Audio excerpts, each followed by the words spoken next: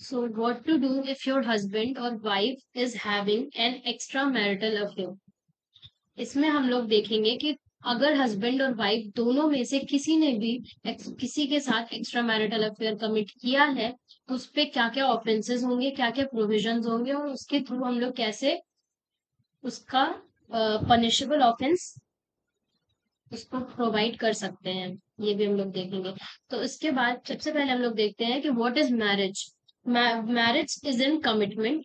दोनों के बीच में एक प्रॉपर रिचुअल होते हैं जिसके थ्रू एक मैरिज होती है, जिसमें वो लोग कमिटमेंट देते हैं एक दूसरे को that they will live together peacefully. और इसी को हम लोग मैरिज कहते हैं। तो अब इसी मैरिज को अगर कोई वॉयलेट करता है उसको हम लोग बोलते हैं एडल्टरी कमिट करना, that is extra marital affair करना।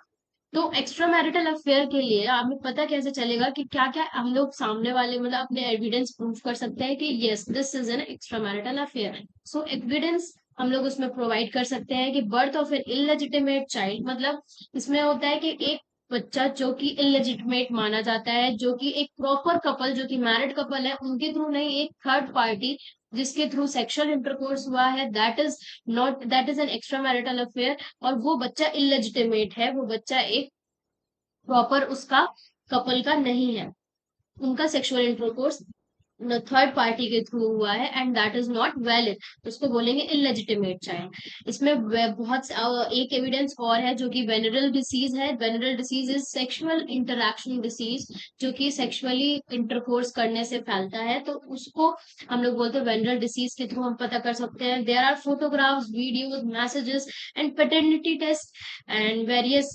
Events of adultery like confession of spouse, सामने से खुद कन्फेस कर देना। तो there are various evidence through which we can understand that the person is committing an adultery. So let's discuss in detail what is adultery. What is an adultery? Adultery is a sexual relationship between a person who is already married. Suppose दो person है, उसकी उनकी शादी हो चुकी है, तो वो दो पर्सन उन दोनों के बाद एक थर्ड पर्सन है जिसके थ्रू समझ लीजिए वाइफ जो है एडल्ट्री कमिट करने जा रही है, तो वो उसके साथ सेक्सुअल इंटरकोर्स करेगी।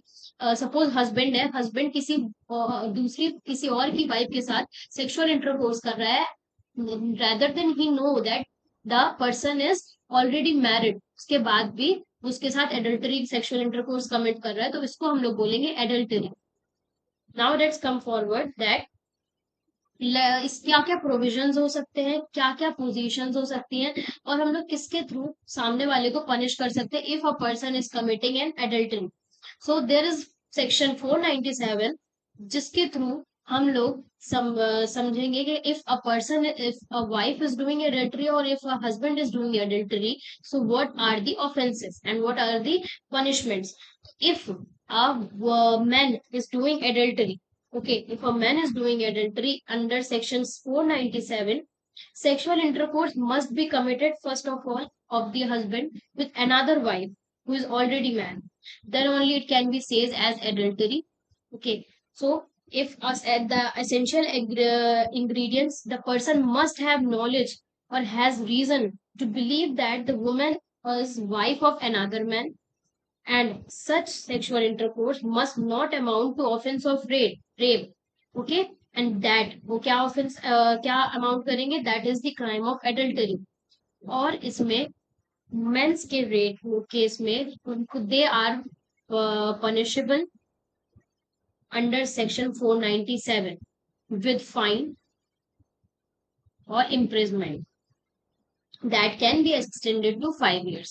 But if you are a husband and if your wife is doing an extramarital affair, you cannot take any action under this section. Okay, this is mentioned before. Now, in 2018, the Supreme Court declares that IPC section 497 is unconstitutional. Why? क्योंकि इसमें सिर्फ और सिर्फ we are punishing husband, not a wife. So that is necessary कि दोनों के लिए equal rights होनी चाहिए। इफ एडल्टरी अगर कोई वाइफ कमिट करती है तो उसके लिए कोई भी ऑफेंस नहीं है सेक्शन 497 में, इसलिए इसको अनकॉन्स्टिट्यूशनल एससी की तरफ सुप्रीम कोर्ट की तरफ से डिक्लेयर कर दिया 2018। Let's come forward that what are the personal laws in India. हर किसी के रिलीजन में, हर किसी के पर्सनल लॉज के थ्रू क्या क्या प्रोविजंस हो सकते हैं, जिनके थ्रू वो या तो सेपरेट हो सकते हैं या तो डिवोर्स फाइल कर सकते हैं. So let's come to the Hindu marriage act.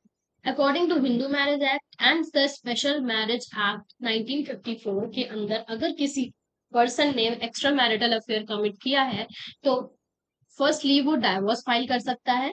वो divorce section 13 clause 1 clause first में वो डाइवोर्स फाइल कर सकता है. और स्पेशल मैरिज एक्ट के अंदर भी सेक्शन 27 क्लॉज 1 क्लॉज ए के अंदर वो डिवोर्स फाइल कर सकता है. Second, judicial separation. Judicial separation is such thing in which you can file a petition in the court. आपको husband और wife दोनों में से किसी ने भी adultery commit किया, you can go directly go to the court and file the judicial separation and petition that my partner has done committed an adultery. Next हम लोग क्या देखेंगे लास्ट, कि सीआरपीसी के अंदर हम लोग क्या क्या चीजें देखते हैं एक्स्ट्रा मैरिटल अफेयर को देखते हुए. इसमें अगर वाइफ जो है, वाइफ कोई भी मेंटेनेंस चार्ज नहीं ले सकती है. अगर वो अपने हस्बैंड के साथ रह रही है और एडल्टरी कमिट कर रही है, वो कोई भी मेंटेनेंस के लिए एंटाइटल नहीं होगी. और अगर कोई पर्सन जबरदस्ती किसी के पार्टनर के साथ एडल्टरी करने की कोशिश करता है, तो उसको सेक्शन 454 के और 497 के तहत उसको अलग तरीके से कन्विक्ट और ऑफेंसेस के अंदर पनिश किया जा सकता है. और भी कोई पर्सन अगर किसी पार्टनर को उनसे दूर ले जा सकता है, इंटेंट टू कमिट एडल्टरी, उसको भी सेक्शन 498 और 497 के अंदर हम लोग कन्विक्ट कर सकते हैं और उसको पनिशेबल ऑफेंस में अंदर कर सकते हैं. तो these are the thing which we can file or which we can do for the extramarital affair if wife or husband has done committed an adultery. Thank you.